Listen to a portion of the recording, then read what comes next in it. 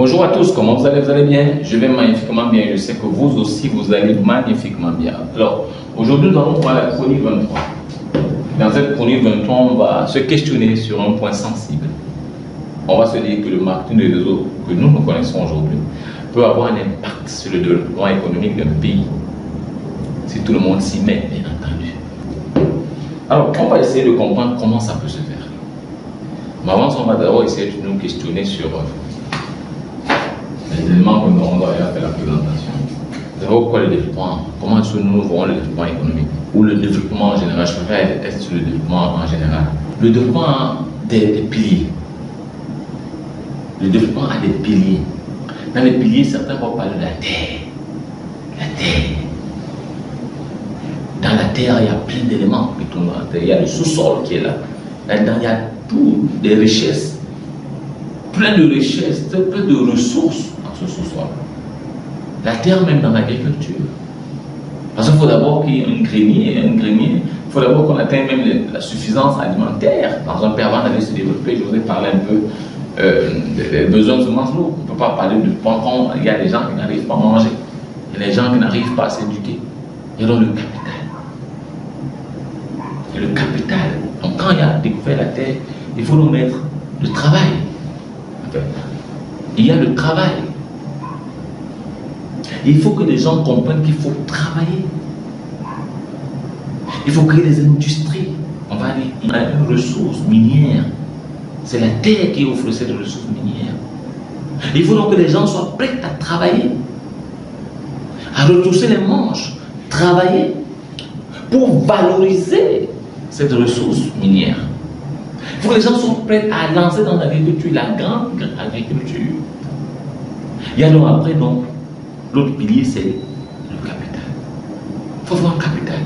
Et généralement, quand on parle de capital, les gens ont toujours tendance à penser au capital financier. Il faut mettre de l'argent.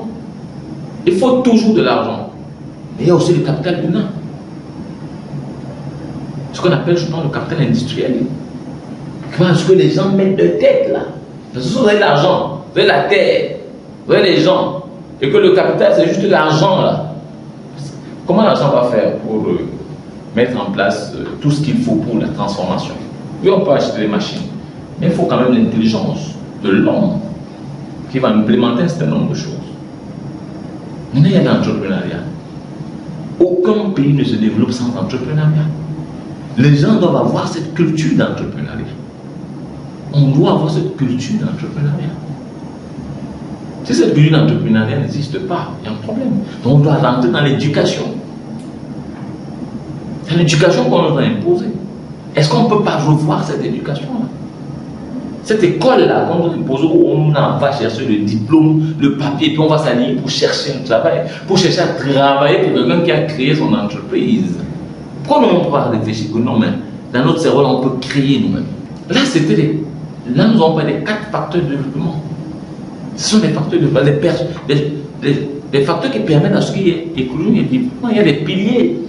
Il y a d'autres piliers. Je voudrais qu'on reste sur ce point. Alors, dans ces facteurs de développement, vous allez voir que on tourne toujours autour de l'homme. Quand on parle de la terre est déjà là. On bénéficie de la terre. On vous parle du travail. Il faut travailler cette terre. Qui travaille la terre? C'est l'homme qui travaille la terre. La terre, c'est un acquis. L'homme travaille la terre. Il faut le capital. Le capital n'est pas seulement financier. Il est plus humain. C'est pour vous parler. Pour le développement, il faut la démographie. Plus la population est élevée, plus on peut réunir cette population pour travailler. Et dans la population, quand on produit, on veut revendre à un marché qui est déjà sur place. Quand on transforme, on peut revendre un marché qui est là. Maintenant, il y a l'entrepreneuriat. Il y a l'industrie. Il faut penser donc à produire des choses, à les transformer, à les revendre. D'abord au sein de la population qui est là. Et puis, quand on est vendu à tout le monde a mangé, tout le monde a utilisé ce qu'il faut, on peut aller vendre ailleurs. Donc, sur ce point, on va rester sur ce point de ce développement, avec ces 4 facteurs qui sont effectivement, comme je disais, la terre, le travail, le capital, l'entrepreneuriat. Ce sont les facteurs du développement. parmi plein d'autres choses. Et tout ceci, c'est le capital humain qu'il faut mettre en place. Si on n'a pas un bon capital humain bien développé, on n'est pas capable de travailler. Le capital viendra d'où? L'entrepreneuriat qui va faire. J'aurais qu'on reste là-dessus. C'est hyper important. Alors, rester scotché pour rentrer pour la suite de ce qu'on va expliquer ici par rapport au développement avant d'introduire le marketing de l'école.